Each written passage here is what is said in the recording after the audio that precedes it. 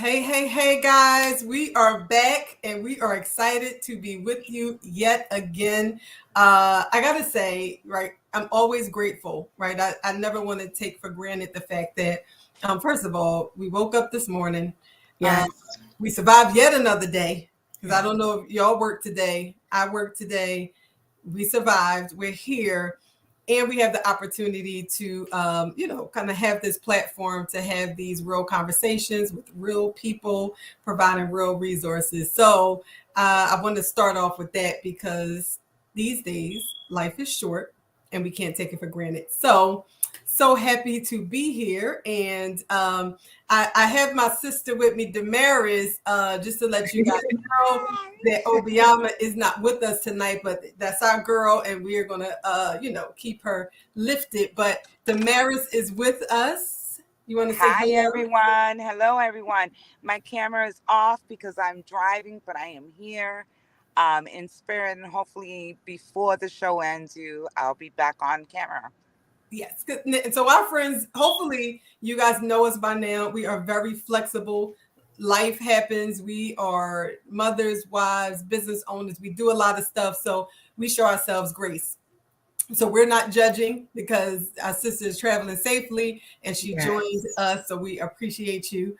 But who we have with us today? Okay. We have Najwah. I'm going to let her introduce herself. I'll just do that.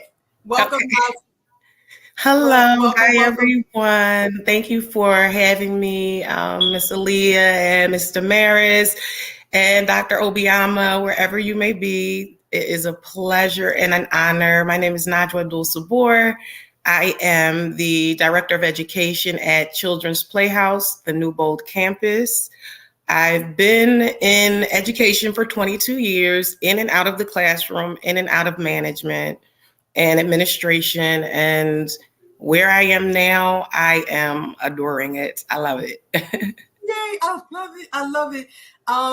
So, we kind of set this up because, first of all, our last interaction, we were having such a rich conversation. And it was so many nuggets. It was so many nuggets that you had pulled out. And I think it's so important for us to be able to have our directors and leaders just throughout the industry be able to talk about, the journey or different experiences that you have in leading, because those are the moments that we really get to learn from. Yes. So I want to start off by, it's something that you said that I think was really powerful. And I think it's something we need to think about as leaders, right? So you were sharing about, we were talking about leadership styles. And yes. Hopefully, friends, you are aware of the different leadership styles because it's really, really important, right? We need to be aware of them because we also need to be able to say, this is who I am, this is how I'm showing up. But I don't want to give it all up. Just to share real fast, right? You have like laissez-faire, you have democratic, you have autocratic, and then right, one of the newer ones, transformational, which I love that one. But we were talking about that, and you said it's kind of like a car, and you need to shift gears. You need to know when to shift gears. Yes. It's really about the term or the phrase knowing your audience. So it's really about knowing, who your staff is, knowing what the known, the unknown, and the known unknown, and that really comes into play with the different styles of leadership, because depending upon what's needed at the moment, an autocratic leadership may not be able to penetrate that circumstance and remedy the issue. It may take a democratic style to step in. And that's how those gears are set up on the car. You want to go a certain pace, you have to know that car and know when it's telling you to shift gears. Or else what happens? You kill the clutch. I never learned how to drive stick. I'm loving all these analogies. I don't know if you have, Damaris. Do you know how to drive stick? I do. Yes. I do know how to drive stick. Tractor trailers and all that stuff. I had a fun teaching awesome. life. Yeah. But again, I have 4 brothers, and I'm the only girl in that house. So I was taught different things, motorcycles, all that fun stuff. So. That is so awesome. So my dad used to drive a stick, and I would be, amazed at it. So I'm familiar with the term, right? Right. Mm-hmm. If you don't properly shift the gears, then that's you're gonna burn that clutch. Yes. Absolutely, burn that clutch out. And it's the same thing with a leader. If you don't know how to switch gears, you'll burn yourself out because you're trying to figure out why isn't this working, but it's not going to work in every circumstance. Yes. I have a question for you, Najwah, and this is a question that's been arising a lot in a lot of the spaces that I have been in. What is your definition of a leader? My definition of a leader is one. First, may I start off by saying this? I believe that there is, just like the research says, that there's about 30% that is innate in us and the other 70% is learned. I just want to put that out there first. Mm-hmm. But what a leader is to me, or how I see leadership, is a person who is willing to step up and find multiple ways to remedy the circumstance or remedy the issue. It's not a one-stop shop. It's not one size fits all when it comes to leadership. And also that leader has to be able to recognize leadership in others. And I believe, and this is what I've learned in the bilingual exceptional leadership exceptional leadership fellowship, is that when you're leading, you also have to know what your style is, because that shows what your strengths are, but you also have to know what your challenges are so you can hone the other styles, because all of them are needed to be successful. And a leader needs to know that as well. So it's not, for me, if you were looking for like the short, sweet answer. No. That was perfect. That was actually perfect. I'm really interested. It's really interesting to hear everyone's perspective of what leadership is. We go into these spaces in the early childhood education. We talk a lot about quality early childhood care or quality preschool programming. Mm-hmm. And we step back now, really redefining, revisioning, revamping everything, especially after COVID. And now the questions have arisen: what is quality? Right? What does quality really mean to you? So now we're pivoting to what does leadership mean to you? What is the definition of leadership, right? Yes, you should know your leadership styles. You should know, what leadership styles you mostly excel in, and the ones that you need work in, obviously. Yes. But if you don't know what a leader is, or in your vision what a leader should be, then you're not going to be able to become a good leader. Does that make sense to you? Like, when I sit here, I always envision, I do a lot of self-reflection, a lot. I was just on the phone with one of my admins talking about this. And, I hold myself accountable as a leader. Did I address this non-biasness? Did I, support this person? Did I overlook what this person's gifts are, what they are able to contribute, to the organization, and not only my organization, to children in general? So those are questions that I do for self-reflection as a leader, right? Yes. And I'm wondering if other leaders, people in leadership positions feel that way, or is it just me that I overthink things? No, I agree, because it falls under that influence and that guidance. Yes. And I mean, in the nutshell, that's what leadership is: being able to influence and guide. And if you're hitting all of those components, you are like hitting above the mark. Yeah. And that's where I'm trying to be.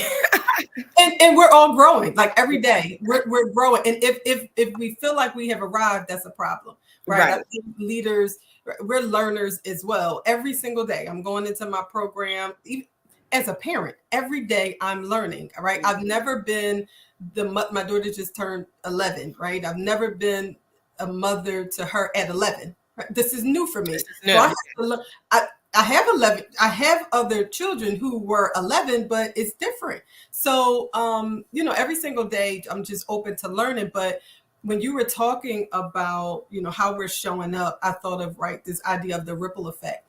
And with us as leaders, what we have to think about is who we typically are influencing directly are our staff, right? So in my position, I am more so touching my staff, and then that ripple effect happens when they are interacting with the children and the families. Yes. So, right. So a lot of times what's kind of happening, and I don't want to say down there or in that outer realm, really is a reflection of how I'm interacting with my team and my staff. Is it, is it a healthy relationship? Am I coaching them? Like, I'm really in this space now. I'm not just there to just sit in my office. I really need to be coaching my team, right? Like helping them up level and seeing where they are. Just like we have, I love the thought process. We always talk about IEPs, right? Individual, plans for children with special needs. I think each and every one of us have an IEP, right? I have an individualized way that I need people to work with me. And I think it's the same for our staff. When I talk to one staff member, I have to approach them in a particular way. Some of them need a little more hugging and I saw that. That was awesome. You did such a great job. Some of them don't need it at all. Like, I forget. Sometimes I don't want to forget about them because they're just so like amazing. They don't need that. But a great leader really, kind of, like you said, assesses the situation, assesses the person, assesses the day, and you adjust, and you are whatever that moment calls for, whatever that person calls for, that parent calls for. So I think that's a huge part of leadership is, right, like you said, starting from where we were at the beginning, is knowing when to turn on that leadership style, period. I love the what you just finished saying, Aliyah, and you're absolutely right. Everyone needs individual plan, and I think we need to patent that individual growth plan, IGP, Yes. right? Because each person wants to grow. They just need the right tools, right? Flowers, Yes. when we plant seeds, we have to give nourishment to those seeds in order to bloom. And there are a lot of things, barriers, right?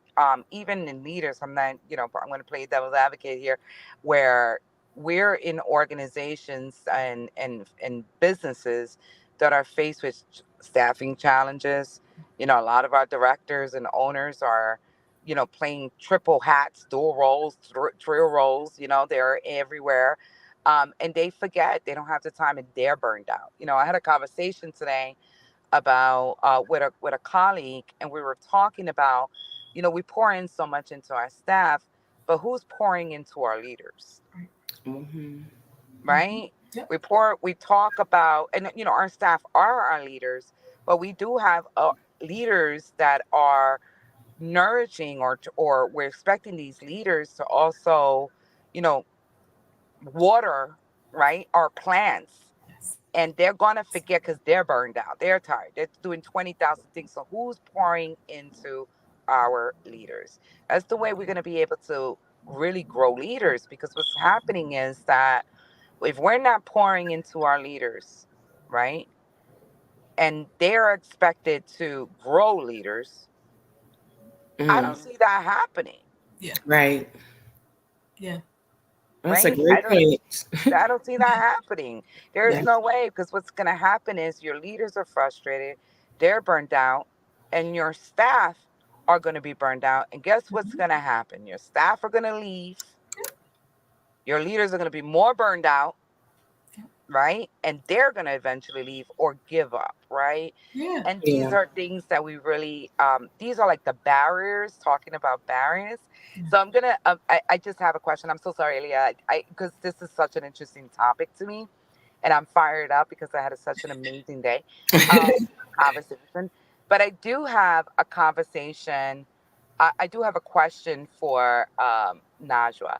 Yes. Have you experienced barriers that I just described and that burnout, and please don't mention any programs No, that's I won't. here, but we're here to get into the root of, what caused those barriers to you, to prevent you, or not really prevent you, but where you second guess that leadership, becoming a leader. The honestly, that burnout comes from a multitude of things, but the most that I have experienced is something that Aaliyah said about the ones that do well or okay, so they don't get that attention. And how I was raised, my mother always had a proverb ready in her pocket, and so the squeaky wheel gets the oil. I mean, we are very much aware of that. However, that can cause burnout. It does, because it's like, does anybody see me over here? I'm doing good too. And, and even though that's not my personality up front, but after a long time of not seeing someone say, hey, you did a really good job, it eventually, your ego does play a huge role, and you start feeling, well, wait a minute, am I appreciated? Yeah. And you say that. I'm so sorry to cut. It's interesting. Yes, that we do. Yeah, listen, we do.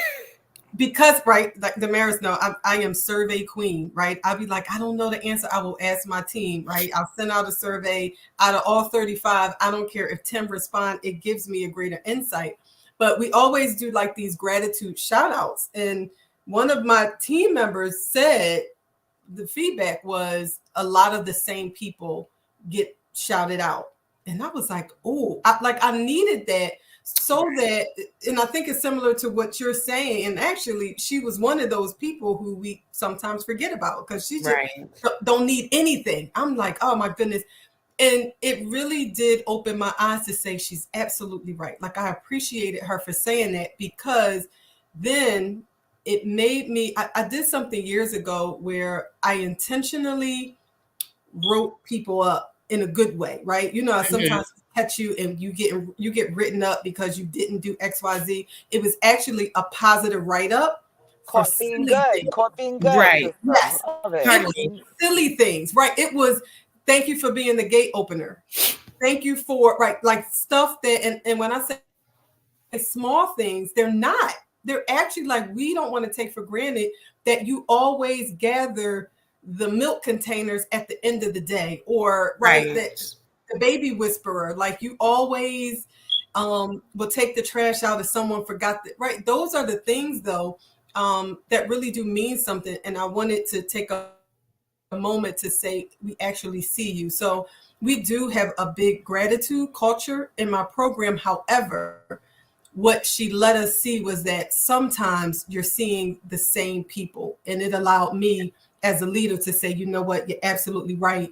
I need to broaden my view when I'm going around, and intentionally go check on the ones who are just always outshining themselves. So that's a great point.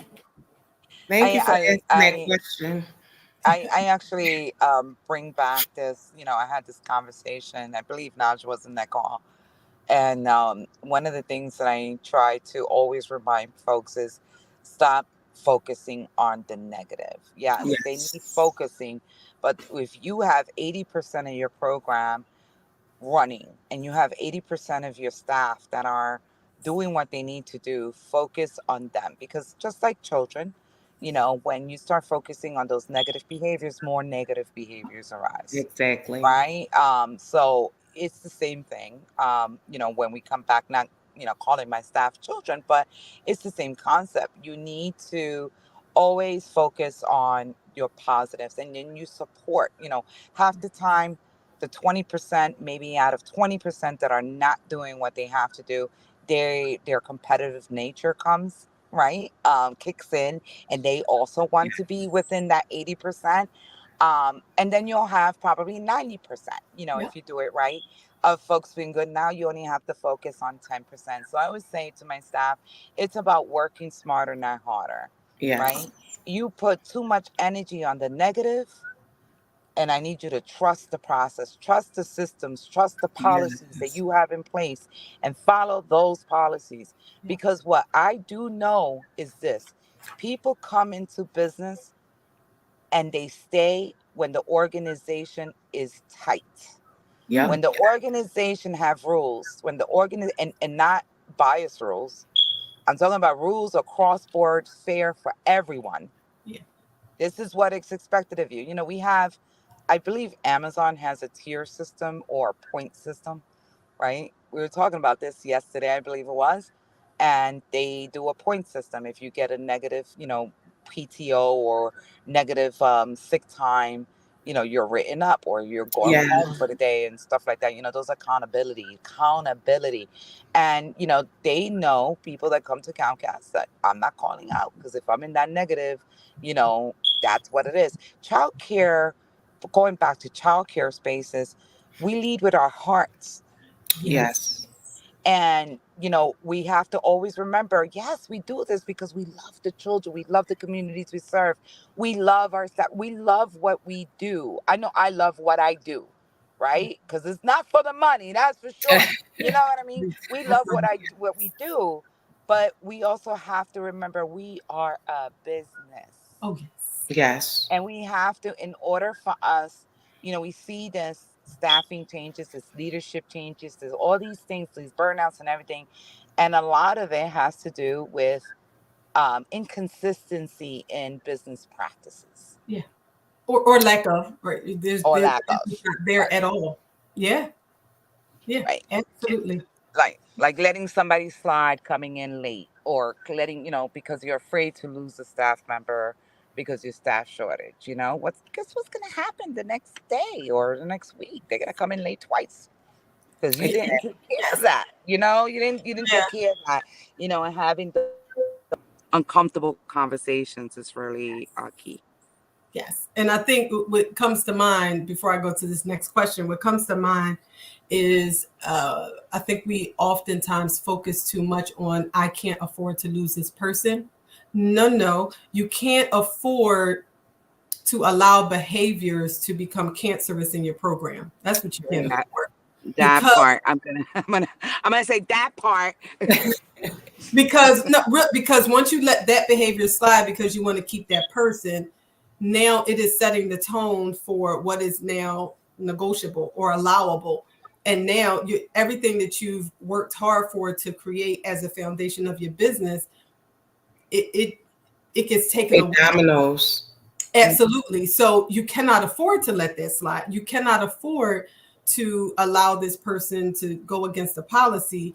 And then you're screaming, no, you have to do this, you have to do that. However, it's a double standard. So I think we need to change our focus from always feeling like we have to let something slide for to maintain this staffing. Nope, I would prefer to be short staffed but have the right staff than be fully staffed and have the mix of the wrong staff. That's costly. No, thank you. So Costly, and it's not consistent. It's not continuity care. It really brings a really negative vibe, to yes. the It does. organization. Yep. Um, Yep. so it Yeah. is what it is. But you know, I know we went all over the place, right? Because this is part of leadership. It is, right? It Um, It is. is. because when we're focusing on the wrong people, we lose the gifts that the Yes. right people have, You see, right? That's beautiful. yeah. Yes. Right. Yes. We And lose I we think lose that that magic. yeah. Yep. And that's what we hired them for. We hired them for that. And now and that kind of goes back to like the burnout and all that stuff, the everyday stuff that we end up allowing, it kind of chisels away that joy, that passion, because again, we're allowing stuff just because you're just trying to keep bodies. Like we have to get away from just wanting the body. We Right. want, I agree. want the gifts to show up. We want the passion to show up. I want all of that. And I can't even really focus on the degree. I don't want to focus on the numbers.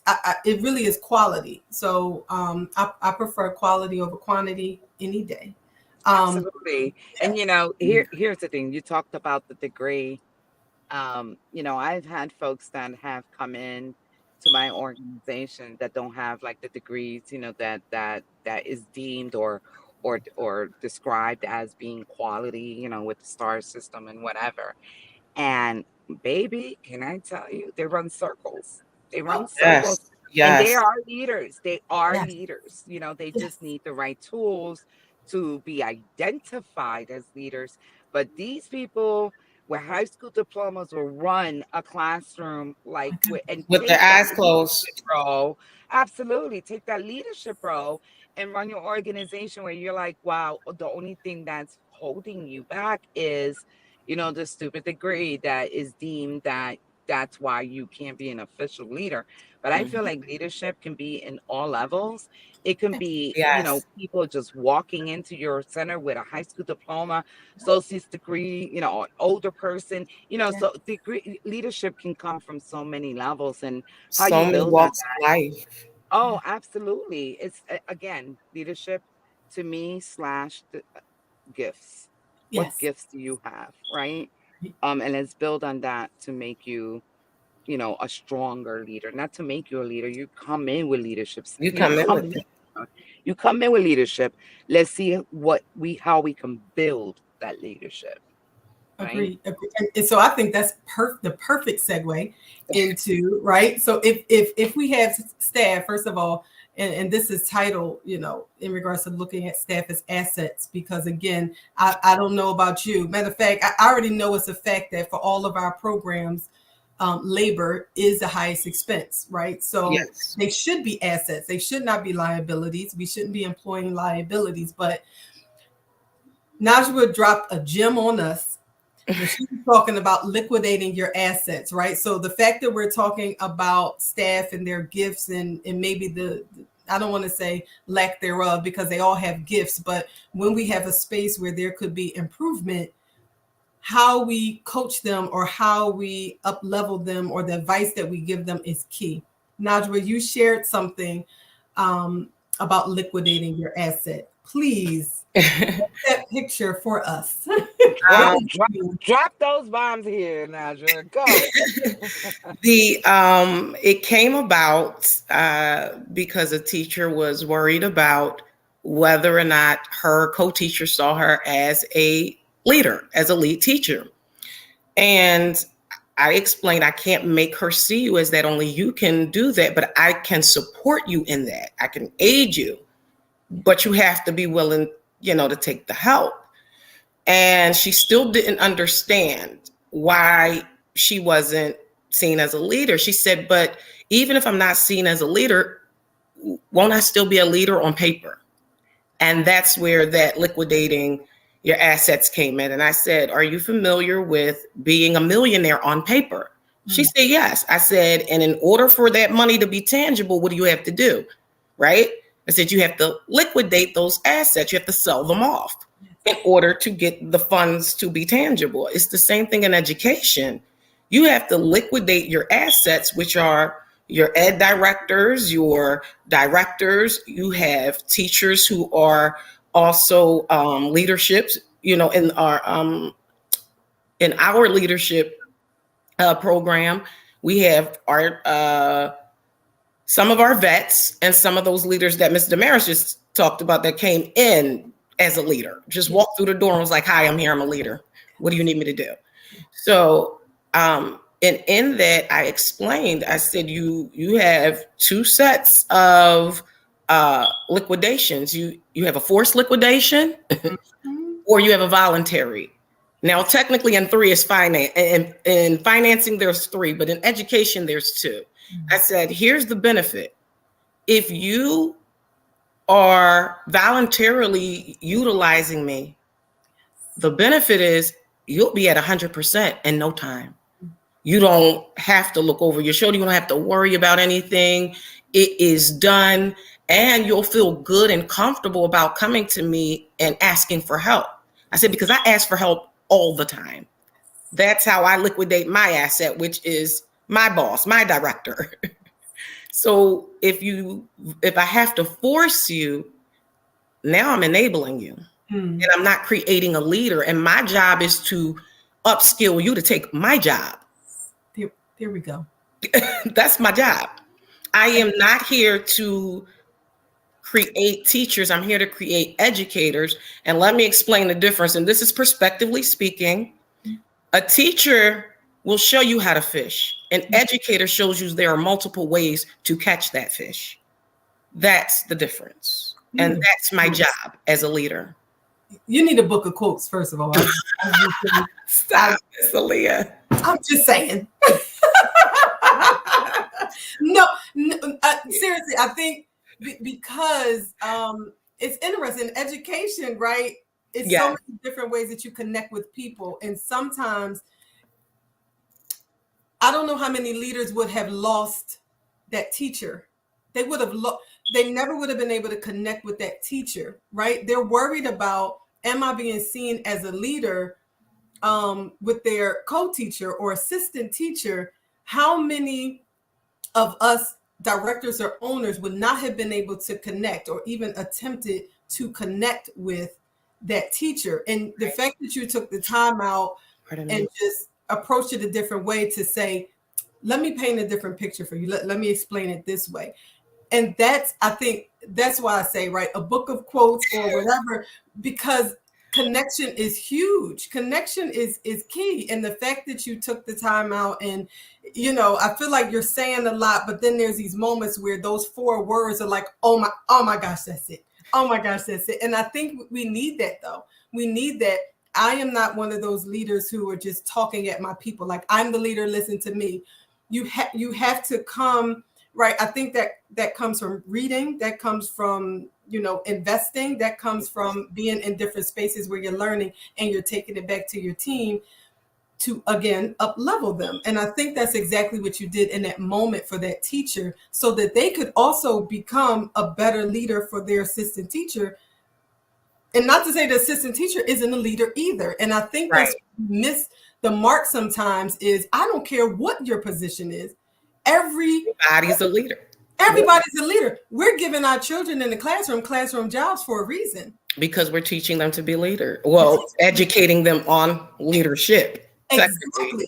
Everyone plays a role. Yeah. Everyone plays a role. So kudos to you for just really stepping outside of the box and being creative and just dropping gems on it, right? Like, here we go. Look, Obi, listen, she said, drop them gems. Dr. Obiama. I mean, honestly, the connectivity and all that really did come from that first cohort. And I always give you guys your crowns because your jewels are tight fit. I love it. All 3 of you are exceptionally amazing. And what I learned from that first cohort of Bilingual Exceptional Leadership Fellowship is that connectivity. How are you going to teach someone that doesn't trust you? It's the same thing we do with our students. If they don't trust us, who's receiving information? And that was like class day 1. Y'all were dropping jewels like that. Like, come on, you got to connect to the people. You have to know your audience, and that. And you also got to know. You also got to know when you don't connect and when you don't connect too. Yes.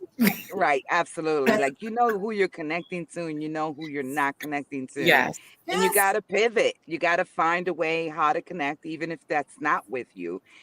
Get out of your feelings. I've been in this field 20 years, guys. And actually, March makes 20 years. Woo-hoo. And thank you. So, with that being said, with 20 years of experience and doing this for quite some time, I've learned to get out of my feelings. Yes. Right? When I'm leading, I learned that nothing is personal, right? If somebody cannot connect with me, they'll smile in my face and not smiling, say something negatively about me, I'm okay with that. Yes. Because at the end of the day, my goal is to help you. And guess what? They may not see that at that moment, but trust me, I have seen staff leave upset, they hate me, whatever, and they always come back and say, thank you. They respect you though. Because they respect you. They respect me. Right? They respect me. And I'm like, we're gonna have this hard conversation. We might have coffee right after. Yes. No feelings attached. Exactly. Najwah knows, that's just and I think Obiama's been in the space when I've had to have those, conversations. And, again, I today, something dawned on me, and I said, I think I'm going to be like Aaliyah and create a survey, right? But it is interesting to see how my staff see me as a leader. Open up the doors, to those conversations. Again, guys, if you're not ready for the truth, don't ask. Yep. Right? If you're going to be in your feelings about these surveys, don't do it. Yes. Don't do it. Make them anonymous. Make them anonymous. Make them anonymous. Yes, you definitely it's that anonymous, because I want people to be able to have a safe space, to be able to really provide that feedback, right, without feeling like as though I'm not going to sign a check. When it comes to Friday, a payday. But definitely, if you are a person that leads and you really want to know how you're leading, how your team perceives you, create an anonymous survey. Sit down, drink your coffee, tea, whatever it is that you have to do to get your mind right, and read and understand. Read and be able to take it in, right? Take it in. So that's my my suggestion for today, because I'm going to do that. I want people to be able to provide feedback on how I am as a leader. I already know my flaws. They're going to tell me you're all over the place. I am. You email at 6 o'clock in the morning, and I am. I've had staff, and I do this very often, by the way. I've had staff that tell me stop emailing me on the weekends. You know what? They have not received one email from me on the weekends unless it's absolutely necessary. I actually now learned how to schedule those emails, right? Not on their own personal time. I started respecting people's wishes and what they provided feedback from, right? You're never in the center. So that's why I created a leadership team to be able to support them at all times, right? I'm not supposed to be in the center, guys. Right? You understand what I'm saying? So, to provide those feedback sessions where people see you as a leader and see, okay, where can I improve? It's really important. It's really important. And you could do that with your staff. You could do that with your families, in your organization. Feedback is a very important tool in any organization, especially in leadership. That's right. It's a game changer, right? Like, because then you're spending your days and all of your time and your resources and energy on something that's not working. Absolutely. They don't want the I had to start asking them, do y'all really want the stuff I'm buying for y'all? Do you want the parties? You want the party or no? Right? Seriously, because I spend a lot of time trying to plan these things and doing all that. But if you guys don't want that, let me know and we'll shift it. Like, I'm laughing. Listen, I did a financial management webinar. It was supposed to be tonight. I brought it back. I noticed that the enrollment is financial planning. That it was a webinar for my staff, financial planning. And I sent it out to my staff. I noticed nobody enrolled. So I had a staff meeting, and during the staff meeting, I said, listen, these things, there's a few of them that I'm giving you guys because I want to bring more to the table, not just childcare, right? Yep. So, I have this financial management and nobody signed up. Can I hear from you guys? Is this something that you feel like as though you don't need and I won't waste my time? Yes. And out of everybody that was in there, I think one person said, oh, I'll come. And I'm like, I think you feel sorry for me. So that one person I called and I said to her, listen, I canceled the class.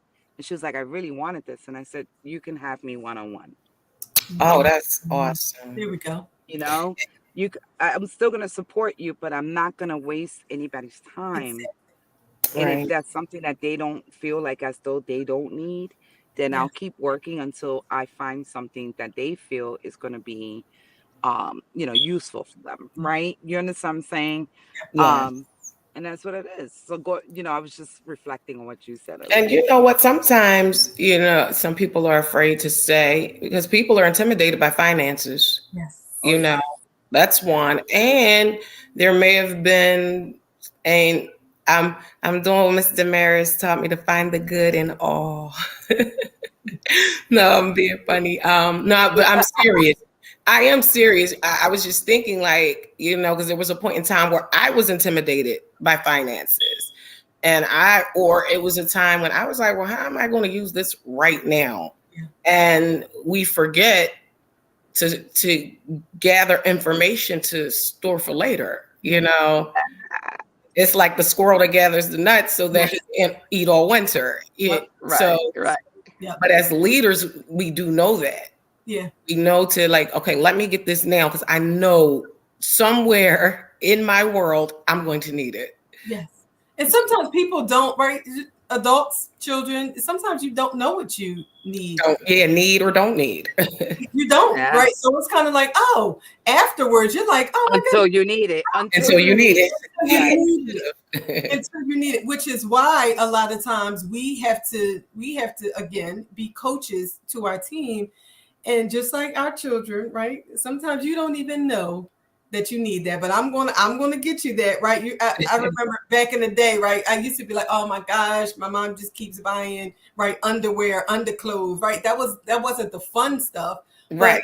Something that you need. Whereas, of course, I'm that parent now. Like, no, you have to re-up on the basic stuff that you need. So I think again, that's a part of leadership as well. Is that I can read my team enough to when I'm doing my rounds, I could tell when somebody's a little off, when someone needs a little one-on-one attention, or, you know, based on the conversations that are being had, oh, okay, one of our next professional development need to be around this. And it is not always what's listed in our quality standards. Sometimes it might be time management. It might be self-care. When we did a self-care challenge, I had an employee come and was like, Miss Ali, I really don't know what self-care is for me. And it's like, so it was fun, but it was something that really opened up the opportunity for staff to get that they didn't know because they hadn't been exposed to it.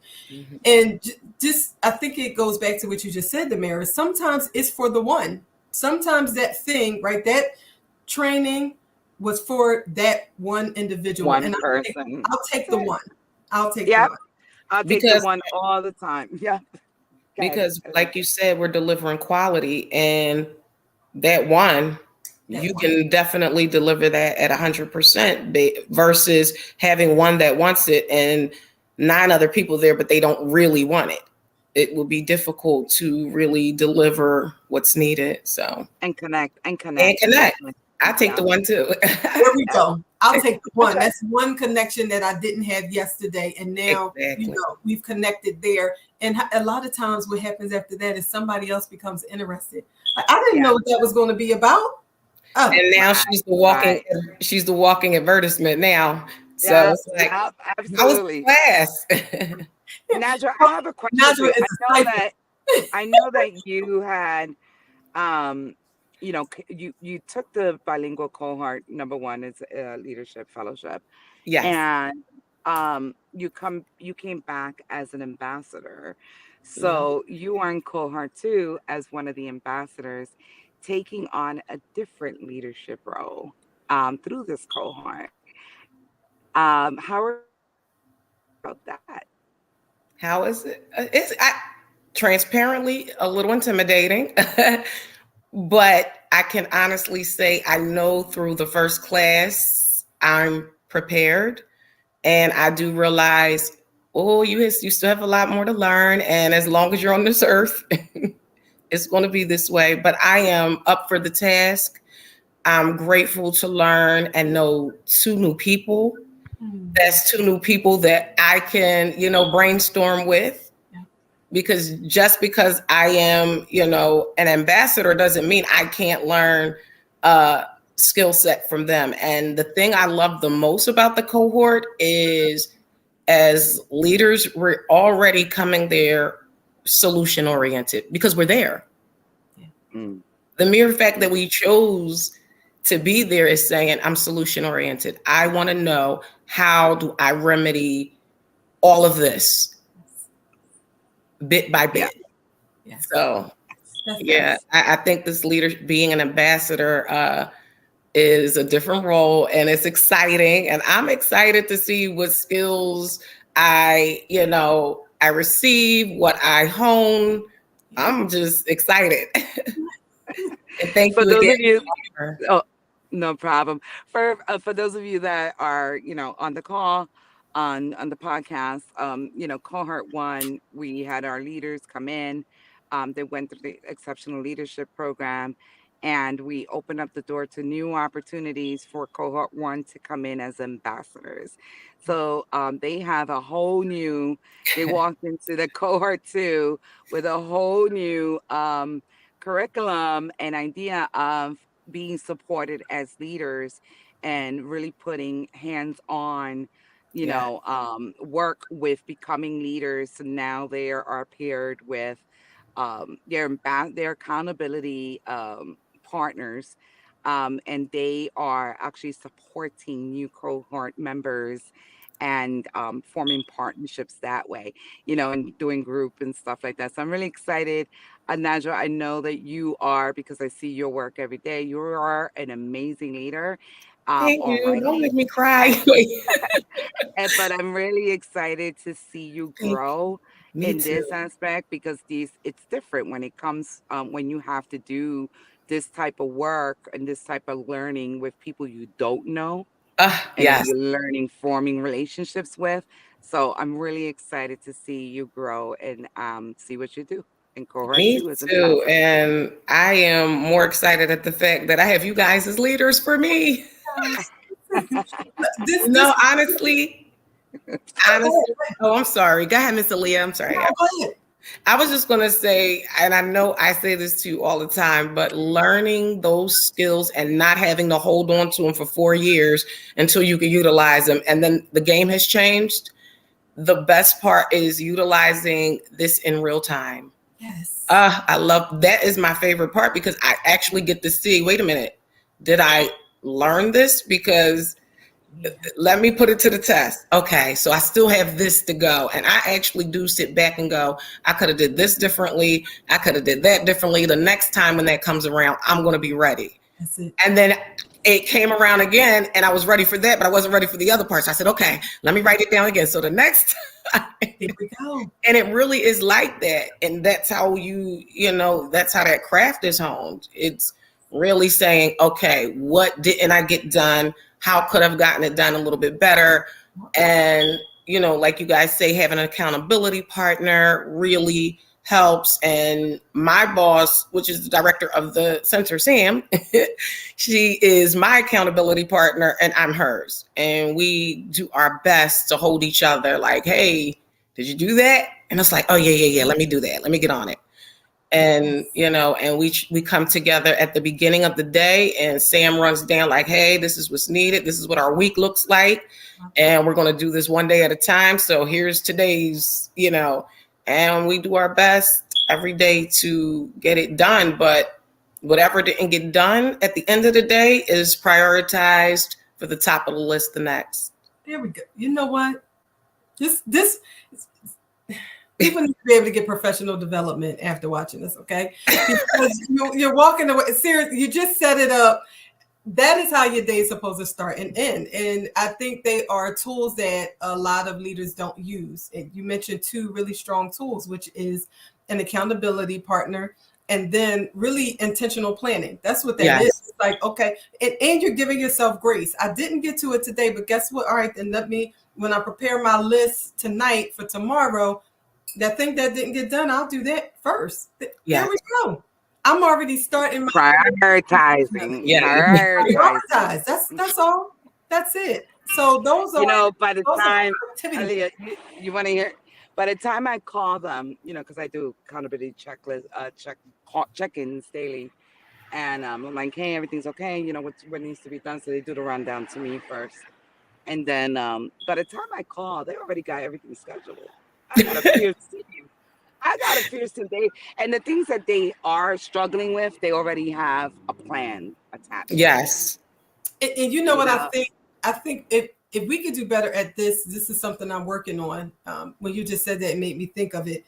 A lot of times the answers are already there in our people. It's already there. If we could get better at bringing it out of them, that's when we can really, really sharpen the skills of our leaders. Meaning, if we ask more questions than give answers, just like with children, right? Don't say what color is that? Like the open-ended question where we allow them to think and problem solve. You already have the answer, but for us as owners and executive directors and leaders over with other leaders, if we could just, ask more powerful questions to help develop our leaders even more, it's powerful. Yes. Powerful.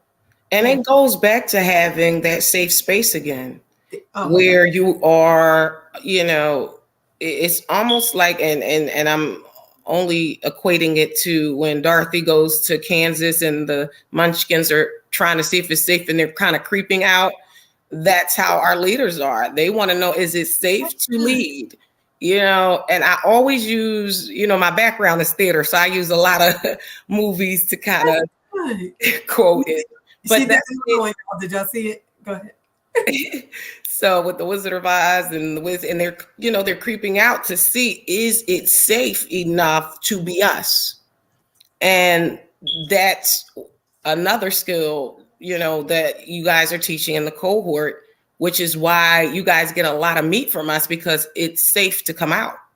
It's safe to be us. It's safe to say, hey, I don't know, without being judged. It's safe to say, listen, I'm struggling with this as a leader. How do I do this? And that's why I said we're also solution oriented, because we're not saying I quit, I don't want to do this. We're saying how. What do you have? Okay, well, so-and-so said this. What do you think? Okay, you have that. Okay, I'm gonna try both, or I'm gonna do a hodgepodge of both to see which works. So it's going back to that educator versus teacher too. Like, are we educating these leaders? Are we just teaching them that this is one way and this is how things get done? Or are we giving them that progressivism, which is my philosophy of ed? I'm progressivism all day long. I take everything and go, wait a minute, let's see what works. Let's throw the spaghetti at the wall. What sticks? That works. Okay, now let's see if it works again. If it doesn't always work. You might have to find a new solution, but we do our best every day to make sure that quality is key. And that starts too with the safety of whoever's learning. That's it. You know what? Love that. Yeah. Two things I'm thinking about. Go ahead, because mine is kind of wrapping it up. Go ahead, Damaris. No. It's just saying, whoever's listening to this podcast, I hope that you were able to resonate. There was some powerful stuff said here. And again, every time Najwah. Oh no. Did we lose Mr. Maris? Right. Oh no. I'm sorry. Can you hear me? Yes. I'm sorry. Every time, like, one of the leaders, that's from the organization speaks, it just makes me so proud. And it makes me so proud because this is the vision.